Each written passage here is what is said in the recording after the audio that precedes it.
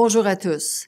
Dernièrement, le Collège a publié son bilan de 2016 qui évalue la performance du gouvernement fédéral en matière de santé. J'aimerais partager quelques faits saillants avec vous. Notre nouveau document poursuit sur la lancée du premier rapport publié en 2013.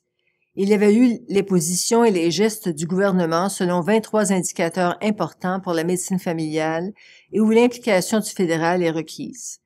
Ces deux documents sont une façon pour nous d'assurer que les préoccupations des médecins de famille et de leurs patients entrent en compte dans l'évolution du système de santé canadien et qu'ils reflètent leurs priorités en tant que professionnels de la santé. Le bilan utilise un système de couleurs indiquant 3 niveaux. Vert signifie que le gouvernement a fait preuve d'un bon leadership. Jaune indique qu'il y a eu des activités dans certains secteurs, mais qu'il reste du travail à faire. Et rouge indique que rien n'a été fait et qu'il faut agir dans les plus brefs délais. Dans l'ensemble, le bilan de 2016 indique que certains progrès ont été faits depuis la publication du dernier rapport et que le gouvernement a posé quelques gestes depuis qu'il a pris le pouvoir l'an dernier. Certains domaines ont obtenu un feu vert, notamment la continuité de la stratégie nationale sur la vaccination et le soutien au programme de santé des Autochtones.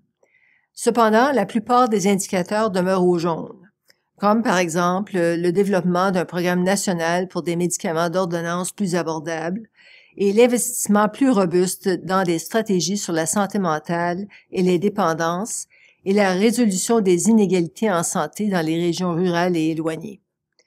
Il est particulièrement préoccupant de constater les domaines qui demeurent au rouge ou ceux qui ont été rétrogradés du jaune au rouge. À titre d'exemple, citons le manque d'action pour soutenir le Centre de médecine de famille comme modèle de soins, les soins de première ligne en général et l'absence d'objectifs nationaux dans certains domaines de soins de santé. En rédigeant le bilan, le Collège a reconnu que le nouveau gouvernement est en début de mandat. Nous encourageons les élus à agir rapidement afin de respecter leur promesse d'investir 3 milliards de dollars pour financer un programme national de soins à domicile dans le cadre de son engagement global visant à renforcer les soins primaires. Le Collège travaille sur cet enjeu en collaboration avec l'Association des infirmières et infirmiers du Canada et l'Association canadienne de soins et services à domicile. L'approche proposée aidera les patients à faire une meilleure transition des soins et en fin de compte leur donnera plus d'autonomie et de dignité.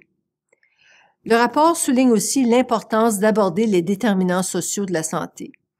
Le modèle du Centre de médecine de famille est conçu afin de répondre aux facteurs sociaux et économiques qui touchent la santé et nous souhaitons voir un meilleur soutien de la part du fédéral afin d'aider les pratiques de médecine familiale à mieux répondre aux besoins de leur communauté. Le bilan aide à encadrer nos interactions avec le gouvernement et les partis d'opposition. Nous le citons dans nos réunions avec des représentants gouvernementaux et offrons des conseils sur les façons de faire progresser toutes les catégories. En fait, en fin de novembre, des membres du personnel du Collège et moi-même avons rencontré des représentants du Parti libéral, du Parti conservateur et des néo-démocrates afin de discuter du bilan. La rencontre a été très favorable. On a profité de l'occasion pour discuter du rôle des pratiques de médecine familiale pour évaluer l'innovation en soins à domicile à travers leurs activités de l'amélioration de la qualité de la pratique. J'espère que vous prendrez quelques minutes pour parcourir le bilan. Vous le trouverez en suivant le lien fourni. N'hésitez pas à me faire part de vos commentaires par courriel ou sur Twitter. Et je vous souhaite une bonne semaine.